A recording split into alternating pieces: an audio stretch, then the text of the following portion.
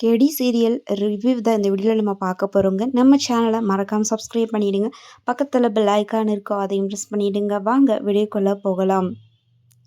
ரேவதி கிட்ட கார்த்திக் எனக்கு already marriage ஆகிடுச்சு அப்படின்ற விஷயத்த கார்த்திக்கும் ரேவதிக்கும் மேரேஜ் ஆகிறதுக்கு முன்னாடியே அந்த மண்டபத்தில் வச்சு சொல்லுவாங்க. ஆனால் அவங்க பெரிய குழப்பத்தில் இருந்ததுனால கார்த்திக் சொன்னது அவங்க மைண்டில் ஏற்றிக்கல. ஸோ எப்படியா அம்மா சொன்ன மாதிரி கல்யாணம் நடக்க போகுது, அது ஒன்று தான் அவங்க மைண்டில் ஓடிட்டு இருந்தது. கார்த்திக் சொன்ன விஷயம் அவங்க மைண்டில் ஏறலை. அதுக்கப்புறம் பார்த்திங்கன்னா எனக்கு உண்மை அவங்க சொன்ன மாதிரி எனக்கு தெரியவே இல்லை அப்படிங்கிற மாதிரி தான் ரேவதி இப்போ ஃபீல் பண்ணுறாங்க.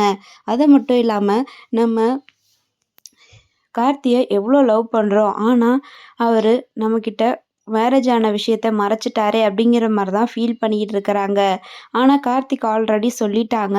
பட் அவங்க சொன்னது அவங்க ஏற்றுக்கிற ஒரு மனநிலைமையில் இல்லாத ஒரு சூழ்நிலை தான் கார்த்திக் அவங்ககிட்ட சொன்னாங்க. ஆனால் அது அவங்க அப்போவே அதை மறந்துட்டாங்க. இப்போது நம்ம ரேவதி என்ன பண்ணுறாங்கன்னா, நம்ம பாட்டியை போய் பார்க்குறாங்க கோவிலில்.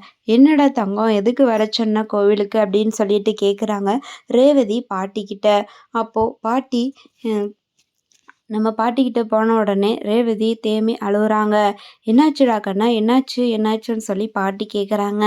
ஏன் பாட்டி, நீங்கள் கூட என்கிட்ட உண்மையை மறைச்சிட்டீங்கல்ல அப்படிங்கிற மாதிரி தான் சொல்கிறாங்க பாட்டிக்கிட்ட ரேவதி. என்னடா சொல்கிற, என்னத்தை மறைச்சேன் நான், என்ன விஷயம்னு சொல்லுமா அப்படிங்கிறாங்க பாட்டி.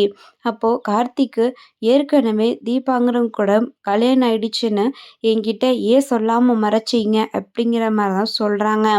அப்போது நம்ம பாட்டிக்கு இது ஒரு பயங்கர ஒரு அதிர்ச்சியான விஷயமா இருக்குது. ஆனால் நம்ம கார்த்திக் ஆல்ரெடி ரேவதிக்கிட்ட சொல்லிட்டாங்க. இப்போது கல்யாணம் ஆன விஷயம் தெரிஞ்சதுக்கப்புறம் அவங்க ரொம்பவே வருத்தப்படுறாங்க ரேவதி.